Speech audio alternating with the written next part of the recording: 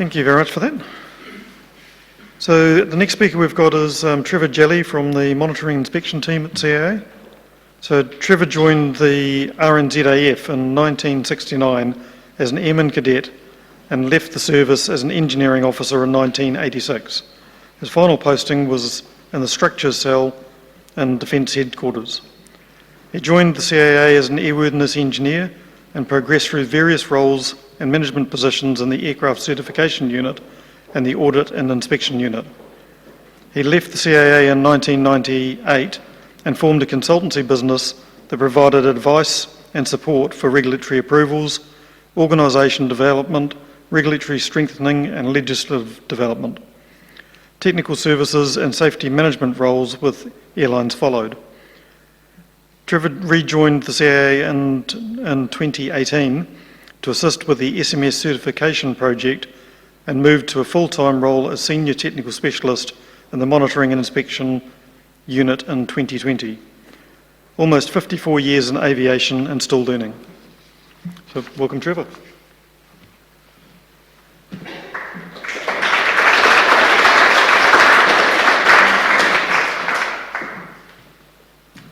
I'm not sure what scares me more, that excellent introduction or Scott's presentation, but both are gently reminding me maybe it's time to look in the mirror. A fresh look at monitoring and inspection. Whoops, let's go the right way, guys. There has been a significant shift in this role in CAA. Bear in mind, I took over what was then the surveillance group a very long time ago, and we ran around the country and we had 1,200 checklists, and we looked at aerodromes and we looked at security and we looked at aeroplanes and we looked at everything in between. And we came home every Friday night and patted ourselves on the back and said, it's all good out there. Many years later, I can look at it and say it was good at the time, but that time has well and truly gone. So when we come to the regulatory safety and security strategy, which I think Keith would have talked about this morning, it sets a different platform. The monitoring and inspection policy, which we've been fighting for some time, actually came out in July, and it actually gives effect to the principles in that strategy. On those three key ones, I think you will have heard a lot about Intel-led, risk-based. It's great. It's a great mantra, but what does it really mean? When we look at the monitoring and inspection policy, it now spreads our mandate, the aviation system, sectors within that, participants, products and individuals. And that is a much wider brief than we have typically been used to in the past. Importantly, under the strategy though, we have to embrace our obligations to oversee obligations under HASWA and HASNO. I can hold my hand up and say for a very long time I avoided it because I simply didn't understand how we would do that. I came here from a meeting this morning where we're setting up the very first sector program to go and look at that. Go and have a conversation with industry to find out what is actually going on. This new thinking that I'm putting in front of you, with an apology to my CAA colleagues, I just need to re-emphasise it is simply a package of thinking that's been developed and explored within the monitoring and inspection unit. It doesn't yet constitute CAA policy or practice. However, where did it come from? Everybody in this room will have had something to do with SMS. The problem was we got to a point after 7 years of saying what is beyond SMS. When we look around the world, we find some very informative thinking going on that's asking the same question. What is beyond SMS? Where's it taken us to? We thought when we set up a little study group 2.5 years ago that in 6 weeks we would have that sorted out. At week 7 we realised this was a much bigger challenge than we'd ever had. First question, what was safety? You can look on the internet and you can find a million different interpretations of what safety is. How do we then take that wealth of academic knowledge and turn it into something practicable for the CAA's Monitoring and Inspection Unit? So what we did was we set about what are the principles that underpin this. Now, I'm not going to go into talking about those because it took us about a year to draw those out, but they are represented in what follows. The very first thing was to look at safety differently. Now, typically, around the world, we have all been conditioned to look at safety as the absence of negative events. That's great because you can measure it. The captain of the Titanic 20 minutes before the iceberg believed he was the safest ship in the world. An hour later, he knew damn well he wasn't. How many times have we all been involved with accidents, with incidents, and thought, geez, we dodged a bullet there. We got away with that. Safety isn't about getting away with it. Safety is about looking at how you can invest in the positive causes of safety. I'll come to that in a bit more shortly. The other four aspects that this thinking has drawn out is understanding context. I mentioned the 1,200 checklists we used to run around with around the country. The reality was we were trying to take the aviation population and fit it into a template of thinking. If it was a Part 145 organisation, a Part 146, everybody got pushed into the same template. You were good if you would fit. If you didn't fit, you were not good. What that did was completely ignore the different context of each and every entity, be it a participant, an organisation, an individual, whatever it is. What it also failed to do was look at the total system that any one entity operates in. That total system is influenced by things such as right now, farmers are not spending money on FERT, so the ag guys are struggling in a way they've never struggled before. There are so many external influences on simple little behaviours.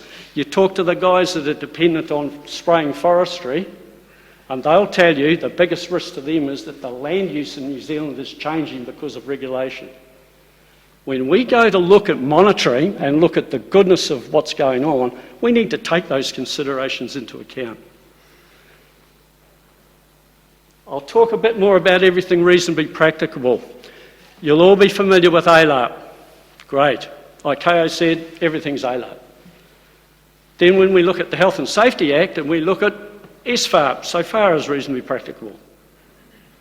What's the difference? Well, the world is full of opinions on what the differences are. What we said to ourselves, does it matter?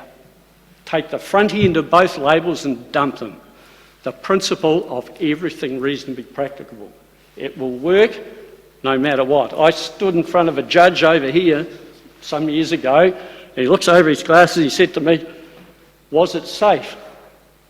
And I said, it didn't comply with the rules. And he pulls his glasses down and he said, I don't care whether it complied, was it safe? And I struggled. And to this day, I can remember how uncomfortable I was. But if you took me back into that courtroom today, I could demonstrate that it was not safe. And I'll show you why. You'll have heard an awful lot, and you will hear it from all us CAA people. We bleat on about compliance, this, that and the other all the time. What do we mean by compliance? We have got ourselves into a state of blind compliance. By that I mean the words have become more important than the behaviours behind them. How many times, and I'm sure, don't answer this please, how many times has a regulator or a contractor or somebody important to you walked in and said, have you got this? Have you got that? And you show them. You open up a book off the shelf, open it up, there it is, we've got this. And they walk out happy because it's there. You fill out a compliance matrix. What do? You put book references in there. Does that actually tell you what the behaviours are out there? This thinking would suggest otherwise. Let me get into that a little bit more. If we talk about the positive causality of safety, the problem with measuring safety is the absence of something. You can't put your hands around an absence because it's not there. I struggled with this for years, and I fought this whole idea, how the hell are we ever going to measure this safety thing? But if we now take the idea that safety is enabled by things like capability, leadership, competence, culture, human performance, I could come to you and you could say to me, the reason I believe we're safe is because we've invested in competence.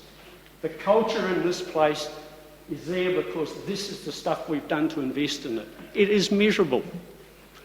If it's there, we can measure it. If it's not there, there's something missing. If you can measure that, what you can then start to have a conversation around is that every reasonable effort and resource has been put in to bring protections together that will actually ensure the threats to your operations don't break through. We'll come to this whole threats and protections thing shortly. So, there's the triangle. Interestingly, when I was listening to Scott, and he frightened me when he mentioned that monitoring is out in the future for that world, and thank God it is, because there's a whole bunch of stuff got to be thought through. But some of this thinking will give us a thread or a lead into it. How do you know you've done everything reasonably practicable? The problem I've got, or have had for a very long time, is that I will go in and say, this is a good organisation because this, and this. And then I could ask Glenn to go into the same organisation and he'd say, no. It's not. You've got to go further. Or no, you've gone too far and I don't think we need to go there. By looking at that combination of three things, you could stand in front of a judge and defend the fact that you've done everything reasonably practicable. And I don't need to recall some of the recent court events that actually speak to some of this. The platform for everything reasonably practicable is having effective compliance with regulations, and I'll talk about the effectiveness in a minute. But beyond those rules, and just to that point, I'll just suggest that we have to have a platform to build on, and it's no good somebody talking about industry best practice if you haven't got that foundation. I'll talk about the rules in a minute.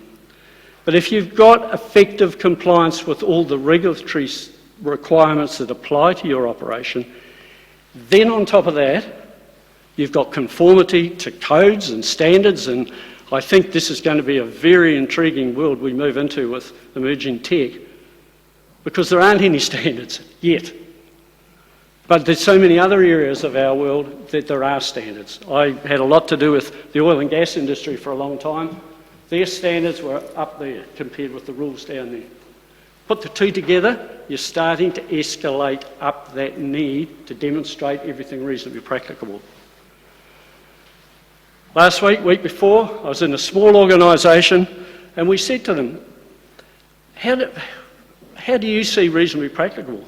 And they actually quoted an example to me where they had been reading something in the United States and it informed their decision to go and buy some new rotor blades. Not a rule, not a standard, but there was good evidence in what they were reading to say this is a good investment for safety. So when you're starting to get up towards the top of that triangle, you can reasonably say we're getting close to having done everything reasonably practicable. And you can point, at each level you can point to that stuff. Effective compliance. The difference between blind compliance and effective compliance is understanding the purpose of the rules. Now, if we just think for a moment, most of us will know that the rules come from years and years of case history. They're not just dreamt up out of the blue. By and large, they are built on the back of something breaking, something going wrong, what we would call an unwelcome outcome. Rather than fixating on the words of the rule, if we concentrate on what the rule is there to do, it becomes a whole heap easier. Those rules require stuff to happen, whether that's a human being to do something, whether it's something to be written down, whether it's procedures, policies, whatever, stuff to be done. That stuff collectively provides protection. Protection against the things that can damage you. Effective compliance is looking at those protections and seeing how good they are. What are the threats to those protections? So we all know one of the rules requires everybody to be trained, competent, whatever. That's good. In itself, it's good. What are the threats against that? The threats can be the environment on the day, all the distractions that can be brought to bear on a pilot, an engineer, an air traffic controller. All of those things have the potential to threaten the goodness of those protections. Right thing done by the right people at the right time. The relevance of that picture probably escapes everybody. It did me until I first found out about it. The very first protection in aviation occurred on the 8th of September 1908, when a US Army Lieutenant Selfridge was killed because his head hit one of those struts. That week, the US Army mandated that from there on, every pilot from the US Army that climbs into one of those aeroplanes will wear a helmet. So if anybody ever asks you what's the first protection in aviation, that was it. Okay. If we think about management systems, there is a danger that we become fixated on all the things that this mechanistic SMS has dumped on us. But if we go, as we've done in our studies the last couple of years, we've looked at the UK health industry, we've looked at European rail operators, we've looked at a large construction firm in the United States. We've looked at all sorts. And surprisingly, that model is common in every case. You need to have data. Data is not just events. It's not mechanistic stats. And I'll talk some more on that shortly. From the data, you've got to have the ability to analyse. What is this stuff telling me? What's the message that I need to take away? Based on the message, you make some decisions. You need to evidence how good those decisions are. Those decisions inevitably result in some form of control to protect you against the threats to the business. And then the top one is monitoring. How often do we see people jump from the data to the decisions and wonder why it all goes wrong? I remember walking into a boardroom at an airline where I was brought in belatedly to justify what decisions had already been taken place. And an hour and a half later, I walked out having scuttled a proposed $40 million project, because what hadn't happened was the analysis bit. It was a very, very brave decision, and it would have cost the airline dearly. All we're saying here is that in our view of monitoring safety, we can learn from the simple models that apply elsewhere and been found to work very, very well. Now, people will say, but that is not SMS. SMS can be mapped to that. The 13 elements can be mapped to those 5 steps quite readily. So it's not saying that SMS is wrong. SMS served a purpose at the time. Without that, we couldn't even be thinking like this or have this kind of discussion. It has set the mechanical structures for us to proceed forward. But going forward, typically now, the monitoring and inspection unit will work through those 5 steps using the thinking that I outlined earlier. The new approach on site. We have now moved into an approach, and bear in mind I'm saying this is effectively something that the monitoring and inspection unit are trialling, validating, exploring. We are now moving into collaborative discussion to gain insight and assurance. A little bit different. focus questions or themes. The intent is to have what we call authentic conversations to draw out from the senior decision makers what informs them when they make a decision. What are the themes to this operation that tells us they have assurance they're safe, they can provide us this assurance they're safe? We have deliberately stepped away from the dependency on checklists and artefacts, and I use the word dependency because, as I said earlier, I came from a world where we were dependent on them. That's not to say artefacts don't have a place. Of course they do. If you have a conversation where everything reasonably practicable is being presented to you, there will be times when you say, fine, show us the evidence that backs up that conclusion. That's all good. The emphasis on our approach at the moment is about the goodness of controls. How good are they? There's been a tendency to get tied up with counting events. I know myself in more than one role in the past, where in one particular case, a CEO ordered me to not present any safety data that didn't have green traffic lights on everything. That was it. I lost my job because of that, because I told him what to do with it. But anyway, I have since, very recently been told where a participant was directed to remove all the numbers out of their risk matrix and put different shades of green in there. Delusional is the only word I can say. What we've got to do, what is important in what we do now, is to look at the goodness of the controls that protect against the threats. If we do that and we bring all that goodness together and look at how it stitches together and provides a cohesive way of managing, we're starting to get to the point of evidencing safety performance. What's it mean for you? There was a time when I could have walked in and I knew every design delegate personally. Now I look around this room and I think there's only one person I recognise here. What the message from me is, we in the MIU are currently looking at how we're going to engage with your sector. How are we going to take this message and apply it to your activities? It's going to require a step away from where we've been up till now, but I actually think it will be a very workable and valuable step. We will get to a point where between us, collaboratively, we will both get the assurance that what you do protects safety.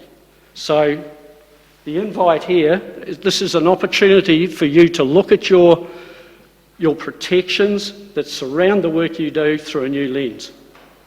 Have a look at it and reevaluate whether those protections and what you do contributes to the positive causality of safety. I think you would have heard Keith this morning say that we are now a modern regulator. We've heard it, and on those of us in the organisation, I think to a degree the industry have heard this repeatedly. What does it really mean? Two things that I hope he would have mentioned. One is the shift from uncertainty to understanding. And the other one was fighting ambiguity with agility. MIU's approach to monitoring from here on is going to be underpinned by understanding what you do, understand how the context of your activity can impact on safety, and being agile enough to actually look at that and assess that the assurance of safety is flowing from the differences in your context, in how you operate, in how you take account of all the challenges you've got. That's it, people. I'll invite questions. I'll probably add them to my list of questions, which are still huge, and I think after listening to Scott, I've just added about 10. I'm open to any questions. I just remind you this is early days for us as an organisation. There will be changes as we move forward, but in terms of the monitoring and inspection unit, this is what you can expect to see for a little while yet. Thank you.